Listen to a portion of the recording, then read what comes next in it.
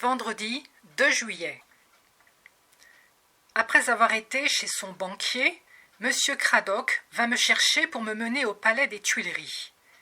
La reine y avait couché la nuit précédente, et à notre arrivée, nous vîmes le roi de Suède et Madame de France, qui venaient présenter leurs hommages à la souveraine. Vers 2h30, ils partirent tous pour Versailles. Le roi de Suède sortit le premier. Cette fois, il me parut complètement différent de ce que je l'avais jugé à l'opéra. Vu en plein jour, je le trouvais laid, nulle grâce ni dans ses traits, ni dans sa personne, ni dans sa démarche. Quelques minutes après, parut Sa Majesté, accompagnée de 2 dames, Madame de France et une dame de la cour, d'un gentilhomme de la chambre et d'un page portant sa queue. Elle est jolie, très blonde, et d'une taille moyenne. Toute sa personne respire un air naturel de dignité, sans fierté. Sa toilette, pleine de distinction, était très simple. Des paniers peu exagérés, une robe à la turque en taffetas gorge de pigeon, brun clair nuancé de bleu, bordée tout autour d'un étroit ruban blanc. Le corsage garni de très petits boutons d'agate. Coiffée un peu bas, ses cheveux disparaissaient en partie sous un mélange élégant de gaze et de ruban bleu. Peu de rouge. Madame Élisabeth et la dame d'honneur, bien moins jolies que la reine, sont plus fortes. La première portait une robe à raies. La seconde, une robe toute unie en lustrine, foncée, avec un grand pli prenant du dos et tombant jusqu'à terre. Nous ne quittâmes le palais qu'après le départ des voitures de la cour et revînmes par le bac. Lundi 5 juillet.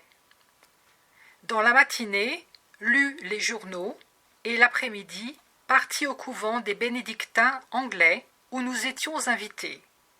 Ces messieurs furent très aimables.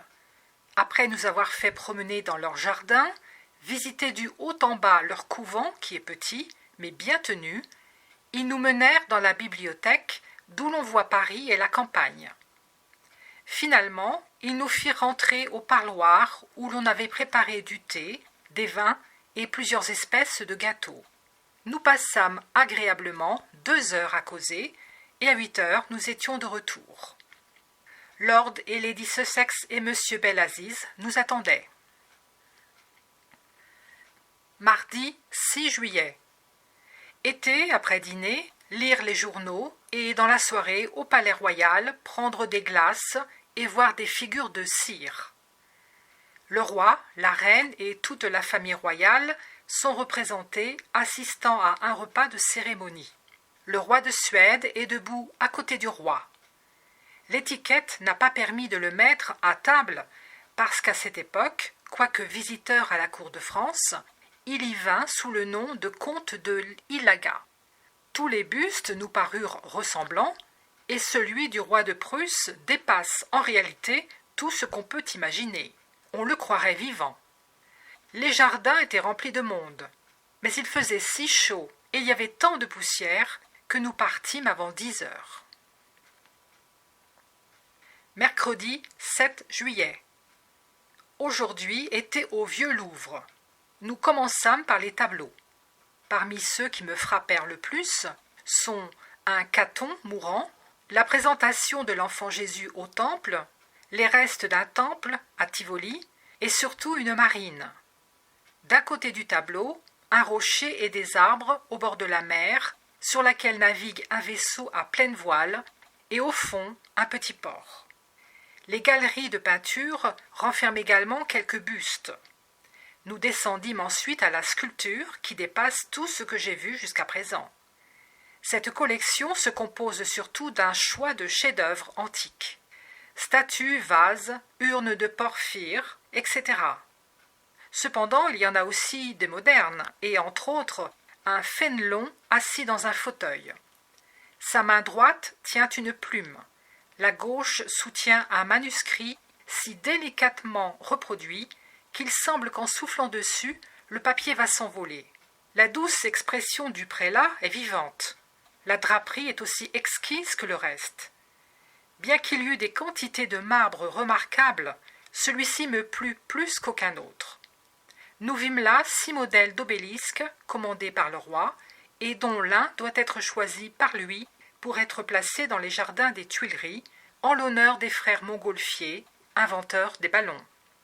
Le 1er décembre 1783, ils partirent des Tuileries et firent une ascension en présence du roi, de toute la cour et de plusieurs milliers de spectateurs. 2 modèles surtout me plurent. Le premier affectait la forme d'un ballon un peu allongé, déjà à moitié gonflé par l'air inflammable. Sur la terre reposait la nacelle près de laquelle se tenaient les 2 frères et des aides employées à préparer le ballon. Dans le second modèle, le ballon auquel est suspendue la nacelle s'élève dans les airs.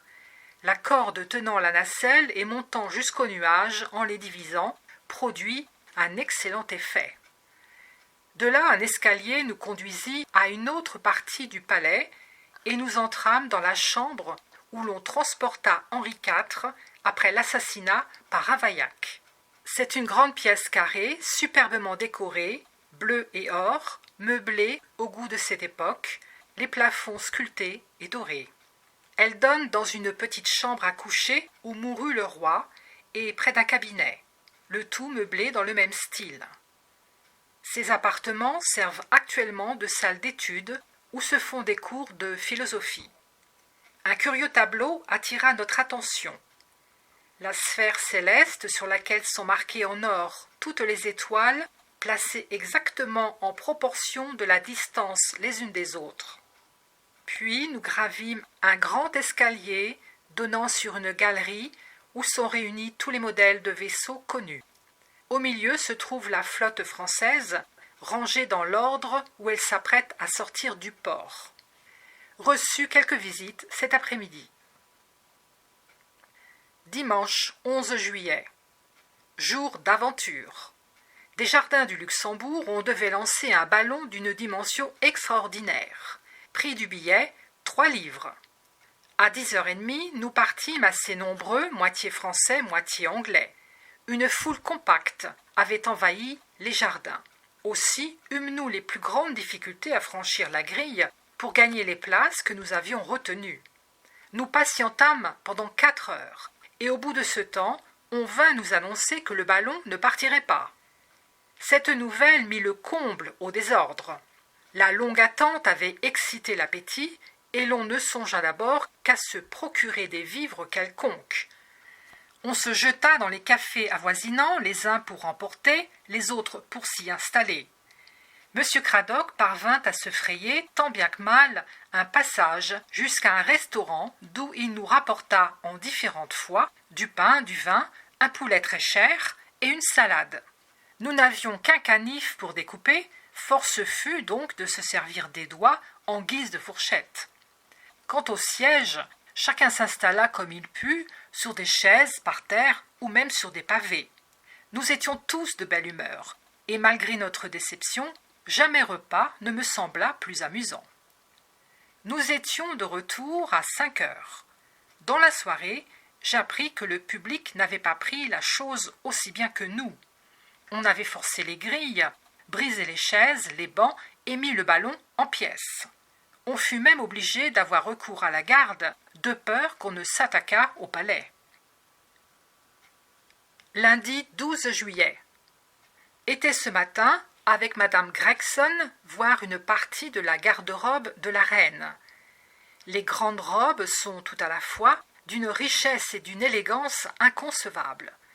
La plupart, en satin rose, bleu ou d'autres couleurs, sont finement brodées de perles et garnies soit de dentelles magnifiques, soit de rubans plissés, soit de ganses d'or ou d'argent.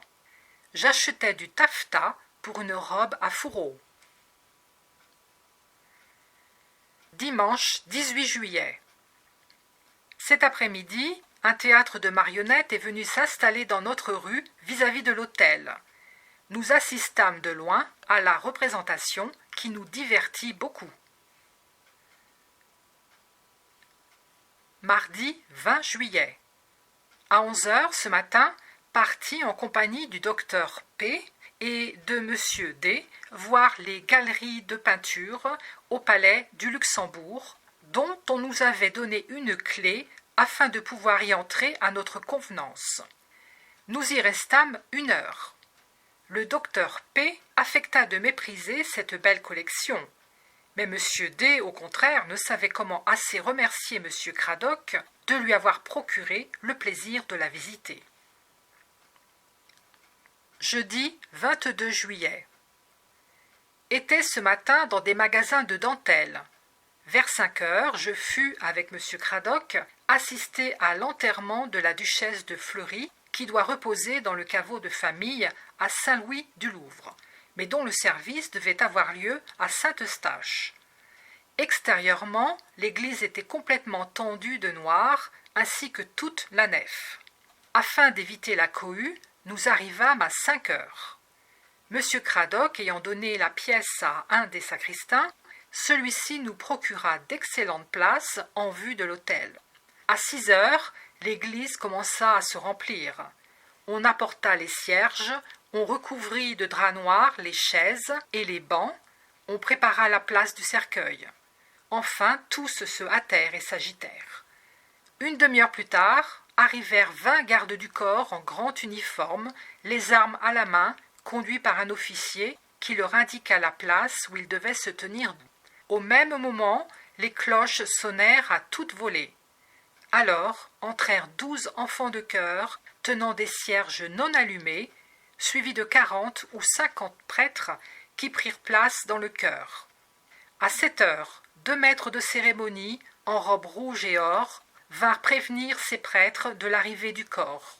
Aussitôt, tous se levèrent et avec les enfants de chœur, leurs cierges allumés, les suivirent 2 à 2.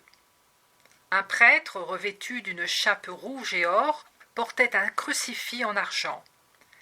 Ils allèrent ainsi au-devant du corps, attendant à la porte, entourés de 40 enfants de chœur avec des cierges. Ceux-ci prirent la tête du cortège, suivi du prêtre portant le crucifix. Tout le clergé se joignit à eux. Puis parurent les 2 neveux de la duchesse, le duc de X, vêtu de deuil, une immense étoile en argent sur le bras gauche, sa queue très longue portée par 3 pages. Sur le même rang marchait le prêtre désigné pour officier à Saint-Louis, son long manteau noir soutenu par 2 pages. À la suite, 20 valets en grand deuil, qui ne pénétrèrent point dans le chœur, mais qu'on fit asseoir sur les bancs de pierre des bas-côtés.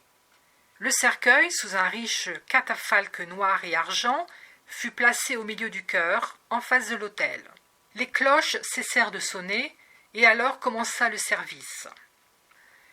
Les serpents, instruments que l'on emploie toujours à l'office des morts, accompagnaient les chants. On hâta la cérémonie, et même on ménagea les cierges, car à peine le cercueil était-il sous le catafalque qu'on éteignit ceux qui l'entouraient. Du reste, l'assistance laissait beaucoup à désirer, comme recueillement. On causait, on riait, les enfants faisaient du tapage, les chiens se querellaient, et au milieu de tout cela, on psalmodiait mollement. Le cercueil me parut très ordinaire pour une grande dame. La cérémonie terminée, le cortège, toujours dans le même ordre, suivit le convoi jusqu'à Saint-Louis. Contre mon opinion, on m'assura que c'était un fort bel enterrement. M. Franck est venu nous apporter une bouteille de son fameux punch, pour la fabrication duquel il est renommé. Ce punch, composé de rhum, d'eau-de-vie, d'orange, de citron, de sucre candi et de sirop, a été si fort goûté à Montrouge par le duc de Lauzun et ses nobles convives, qui l'ont introduit à la cour, où il est aussi très apprécié. Mercredi 28 juillet. M. Cradock rencontra ce matin à l'observatoire quelques personnes qui devaient aller visiter les catacombes et l'engagèrent à les accompagner. Il accepta avec empressement et en compagnie d'une vingtaine de messieurs descendit dans ces profondeurs effrayantes, complètement obscures. Ils avaient des guides et étaient tous munis de chandelles, car si par malheur on perd la file et qu'on tourne d'un mauvais côté, on risque fort de ne plus pouvoir se retrouver. À mi-chemin, on les fit reposer et on leur offrit une collation préparée d'avance. des viandes froides, etc. Ils firent ainsi à peu près 3000 sous terre et ressortirent assez loin de l'endroit où ils étaient descendus, bien contents de revoir la lumière du jour. Jeudi 29 juillet.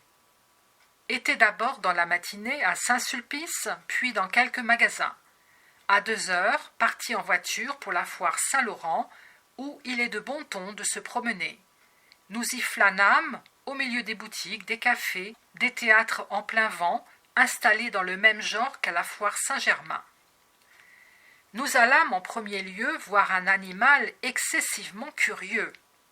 Il avait été pris vivant au détroit de Magellan par le capitaine Dintard.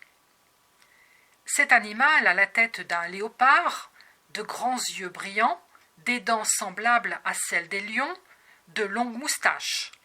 Un peu plus bas que la tête, il est pourvu de courtes nageoires terminées par des pattes palmées comme celles des oies, à l'extrémité desquelles sont 5 fortes griffes. Le corps, d'une longueur de 5 pieds environ, s'épaissit vers le milieu jusqu'à prendre la proportion d'un gros chien et finit en queue de poisson avec une nageoire de chaque côté. Ces nageoires ressemblent aux pattes de derrière d'un chien, mais plus courtes et se terminent de même que les nageoires de devant. Sa peau sans écailles, pareille à celle d'une anguille, d'une couleur gris foncé, est plutôt entremêlée que tachetée de noir. Il paraît vorace, on lui donne du poisson cru qu'il avale gloutonnement. Il est assez familier, permet à son gardien de l'embrasser et à son ordre lève la tête et souffle bruyamment. Je ne vis jamais animal aussi extraordinaire. On le garde dans un immense bassin d'eau salée. De là, nous allâmes prendre des gaufres faites devant nous et ensuite voir le modèle en cristal d'une foire à Venise. Le canal passe au pied des boutiques établies sous les arches. Les marchandises sont représentées en verre de différentes couleurs. Pour continuer notre soirée, nous entrâmes dans un café rempli d'un public des plus variés, depuis le petit bourgeois jusqu'au grand seigneur.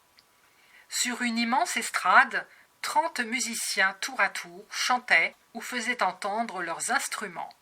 Nous reconnûmes les 2 jeunes filles qui avaient déjà joué du cor français devant nous et auxquelles nous avions fait une petite offrande.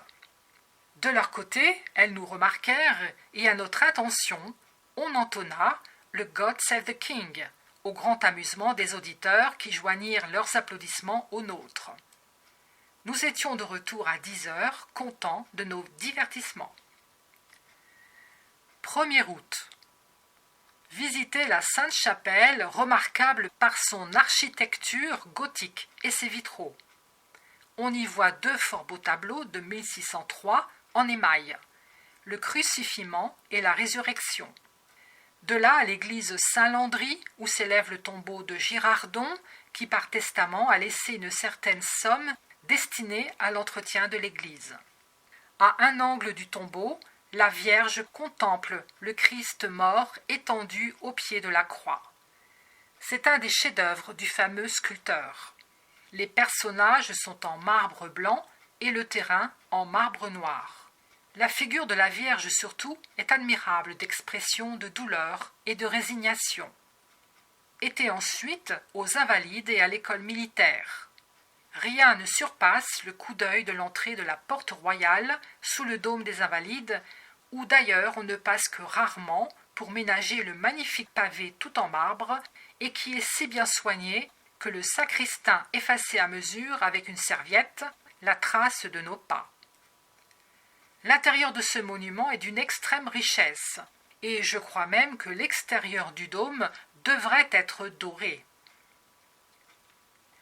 Dimanche 8 août. Été l'après-midi, nous promener dans le jardin de l'Arsenal. Il se résume surtout en une longue avenue bordée d'arbres sur un terrain plat. Après avoir traversé la Seine, nous revînmes par le jardin du roi. Lundi 9 août. Madame Villette m'a emmené au palais marchand. Nous nous sommes arrêtés à plusieurs boutiques, avons acheté un éventail, différents jouets, de la lingerie. mardi 10 août. Vers midi, nous sommes partis visiter la manufacture de papier peint de monsieur Arthur. Ce fabricant est arrivé à une rare perfection. Nous vîmes des papiers imitant si parfaitement des tissus brodés de fleurs qu'il fallait les toucher pour se convaincre de la réalité. D'autres reproduisaient des sujets de sculpture. Dans leur dernier modèle, exécuté sur fond blanc, les fleurs ombrées d'or donnent un grand cachet d'élégance. La première salle où on nous fit entrer était entièrement tapissée de papier. Aux deux bouts, des lanternes de couleur attirèrent notre attention. Ornées autour de guirlandes de perles blanches d'un effet ravissant, on les eût crues absolument en verre. Le papier du plafond rappelait un cadre en bois avec un ciel nuageux au milieu. Au bout de cette salle s'en trouve une petite, tapissée par compartiments. Les moulures ressemblent, à s'y méprendre, à du bois sculpté et doré, et quelques cadres reproduisent admirablement le verre. On nous fit ensuite monter par un petit escalier tournant sur une terrasse défendue par une grille de fer et donnant vue sur une partie de Paris et de ses environs. Nous redescendîmes par d'autres escaliers étroits, visiter les ateliers au nombre de 6. Ils sont placés les uns au-dessous des autres et chacun a sa spécialité. L'un est destiné au coloris, l'autre à la dorure, un troisième à l'impression, etc. On nous fit remarquer des empreintes taillées dans un bois très dur et fin, de manière que la reproduction en soit d'un délicat achevé. En rentrant dans la première salle, nous y trouvâmes madame Arthur. Elle se montra très aimable. Le fils de monsieur Arthur offrit à monsieur Cradock une feuille de papier du dernier modèle représentant une urne d'or assez grande pour en faire un paravent de cheminée. À 2 heures, nous étions de retour, enchantés de ce que nous avions vu.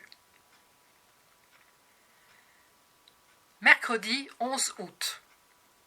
À 10 heures arriva le docteur Fischer et nous partîmes avec lui pour Meudon. La route est extrêmement pittoresque et embellie de chaque côté de vignes, de champs de blé, de vergers, de bois et quantité d'habitations. Le tout entremêlé de sites délicieux. Le palais est bâti sur une haute colline, l'intérieur n'a rien de remarquable, mais de la terrasse on jouit d'une vue merveilleuse. 2 détours de la Seine, une étendue de 6 à 8 milles, comprenant une partie de Paris et de la campagne, Saint-Cloud, Mont-Calvaire et une forêt à perte de vue. Nous dînâmes sous une treille, dîner excellent, fruits frais cueillis des arbres proches de la treille, vin de la récolte de notre aubergiste. Le temps délicieux, ni nuageux ni trop chaud. Enfin, nous désirions revenir par Bellevue jusqu'à Ville-d'Avray. Mais la gardienne du château, que ces messieurs surnommèrent la Cerbérina, ne voulut pas nous le permettre. Nous étions de retour avant 6 heures, après une journée très amusante. Samedi 14 août. Monsieur Cradock sortit ce matin lire les journaux. À 6 heures, j'allais avec le docteur Fischer jusqu'à l'église des Carmélites. Le grand autel était découvert et l'église magnifiquement décorée à cause de la fête de demain, l'Assomption. Les superbes colonnes de marbre à base de bronze doré, les vases d'or ou d'argent finement ciselés, les tableaux de maître prouvent la richesse du couvent auquel appartient l'église. Avant de rentrer, nous allâmes prendre l'air au Luxembourg, quoique le temps ne fût pas merveilleux. Dimanche 15 août. Assisté à 5 heures de l'après-midi avec le docteur Fischer et madame d'Aubry à un concert spirituel. Crossdeal joua 2 solos sur le violoncelle. Le jeune violoniste, Alexandre Boucher, exécuta plusieurs morceaux et madame Marat chanta 3 airs italiens. Ces artistes sont des talents de premier ordre et ont bien mérité les applaudissements dont on les a couverts. La salle était presque exclusivement composée d'un public aristocratique et élégant. C'est un des plus beaux concerts que j'ai jamais entendus. Mardi 17 août. À 1 heure, visiter l'église des Carmes au couvent des Jacobins. Elle date de 1601 et renferme des ornements d'une grande richesse. L'aspect en est grandiose et solennel. Le dôme orné de magnifiques peintures. Au milieu du grand autel en marbre se voit un superbe crucifix en argent. D'à côté de la chapelle, une statue de la Vierge tenant l'enfant Jésus sur ses genoux est considérée comme un vrai chef-d'œuvre. Elle vient de Rome. On invita M. Cradock à se promener dans les jardins, faveur qu'on n'accorde pas aux dames. Ils sont vastes, bien cultivés, et on y récolte beaucoup de fruits. M. Cradock passa même par la basse-cour, où il remarqua de magnifiques volailles. Il revint me chercher dans l'église, que j'avais eu le loisir d'admirer. À ce moment même, un des moines s'approcha de nous et nous demanda à quelle religion nous appartenions. Nous lui répondîmes et la conversation s'engagea. Il fut aimable et très bienveillant. Mardi 24 août. Dans la matinée, fait visite à Lady Sussex et à 7 heures du soir, assisté avec le docteur Fischer et madame de Sturé au concert gratuit appelé Bouquet du Roi et qu'on donne chaque année dans les Tuileries la veille de la Saint-Louis, fête de Sa Majesté. On avait élevé une vaste estrade du côté du palais qui regarde les jardins et placé autour des centaines de chaises et de bancs sur lesquels on s'asseyait indistinctement sans égard de rang ou de personne. La soirée était fort belle. À 9 heures, l'estrade fut envahie par l'orchestre de l'opéra et alors commença le concert divisé en 2 parties. Cette musique retentissant au milieu des jardins faisait un effet merveilleux. Le public y prêta une silencieuse attention et ce ne fut qu'à 10h30, lorsque tout fut terminé, que chacun se retira tranquillement et sans la moindre confusion. Mercredi 25 août. Ce matin, à 9 heures, nous sommes allés à la chapelle du Louvre assister à la grand-messe en musique. Après la messe, un prédicateur nous fit 2 heures durant un discours en genre d'homélie entremêlé de vers et de prose à la louange du roi. Aussitôt la cérémonie finie, nous voulûmes profiter de l'entrée, libre ce jour, dans le palais du Louvre, pour y jeter de nouveau un coup d'œil et voir l'exposition des œuvres des élèves des académies de peinture et d'architecture qui concouraient pour les grands prix. Mais la foule était si considérable qu'on ne pouvait approcher. Nous partîmes donc voir une pompe à feu qui sert à faire monter par des tuyaux l'eau de la Seine jusque sur une haute colline à peu près à 1 mille de Paris, où elle est reçue dans 4 grands réservoirs de 12 pieds de profondeur, intérieurement en pierre blanche. Au bout de chaque réservoir, une écluse de fer permet à l'eau de s'écouler, de façon à se dégager de la saleté et de la boue qu'on enlève toutes les semaines. L'eau arrive ainsi claire et propre dans les conduits qui la distribuent dans différents quartiers de Paris et dans les maisons des boulevards. Nous retournâmes ensuite à Paris voir la procession. Comme d'habitude, elle est formée d'une suite de prêtres, d'enfants de chœur, de soldats, précédés de musique. Mais en outre, on porte sur une nappe garnie de dentelles et de glands d'or 2 pains d'une forme particulière. De distance en distance, on s'arrête et 2 prêtres sortent des rangs demander la charité pour les prisonniers. Le produit de la quête est versé dans des aumônières en velours rouge tenues par un gentilhomme et une dame en grande toilette suivant la procession, et à chaque fois on entonne le Gloria Patri. Nous allâmes après au couvent des Carmélites où les religieuses chantaient un office en l'honneur de la Saint-Louis. Puis nous rentrâmes pour repartir le soir, voir le feu d'artifice tiré au Champ de Mars, grande plaine devant l'école militaire. Le feu d'artifice n'eut en lui-même rien de curieux, mais la pièce principale, un temple de feu avec les mots « Vive le roi », produisit un très joli effet. À intervalles, on battait du tambour, ce qui ajoutait à la gaieté. C'est une vraie fête populaire.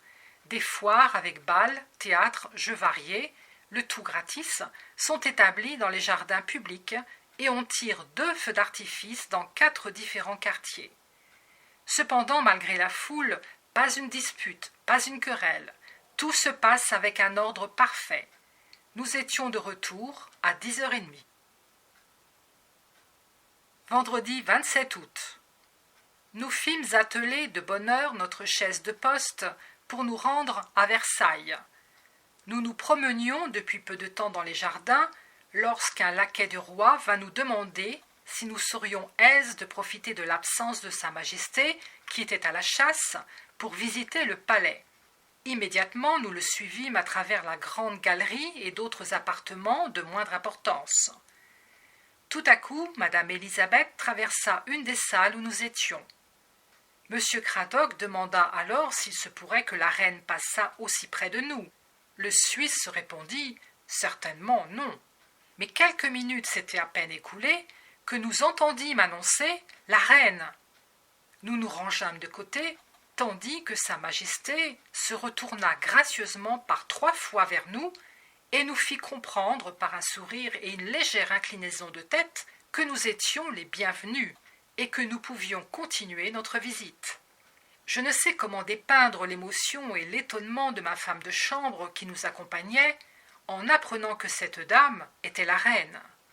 Nous visitâmes ensuite la chapelle, la salle des machines, les jardins, la ménagerie qui n'est pas très peuplée, mais où il y a des oiseaux et des animaux curieux, entre autres un rhinocéros qu'on dit être jusqu'à présent le plus gros vu en Europe. Nous vîmes aussi le rocher. C'est la meilleure imitation possible de la nature. On l'a orné de ravissantes statues. Malheureusement, l'ensemble manque de proportion. Arrivé à 8h, assez fatigué, mais content de notre journée. Samedi 28 août. Grand dîner chez Monsieur Paddles. À 3h, on s'est mis à table. Belle salle à manger, repas somptueux, servi dans une superbe vaisselle plate. Le dessert, répondant au dîner, servi dans de la porcelaine de Chine. Petit couvert en or. Excellent vin, café et liqueur, comme à la française. Le luxe exceptionnel de notre hôte n'excluait pas une hospitalité bienveillante, et nous avons passé une journée très agréable. Lundi 30 août.